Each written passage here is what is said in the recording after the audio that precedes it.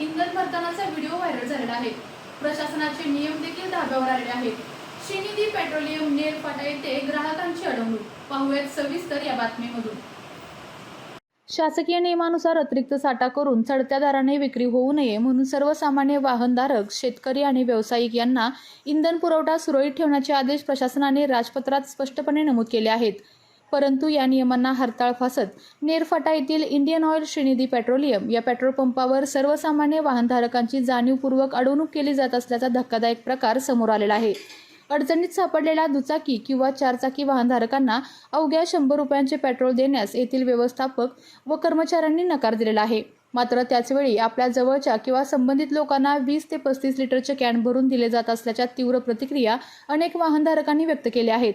दिनांक 23 जून 2026 रोजी सकाळी ठीक 9:40 वाजण्याच्या सुमारास या पंपावर एका ग्राहकाला चक्क 35 लिटरचा कॅन भरून दिला जात होता। सर्वात गंभीर बाब म्हणजे पेट्रोल पंपावर सुरक्षितेच्या कारणास्तव ग्राहकांना मोबाईल वापरण्यास सक्त मनाई असताना येथील कर्मचारी स्वतः इंधन भरताना मोबाईलवर बोलण्यात व्यस्त असल्याचे स्पष्ट दिसत आहे।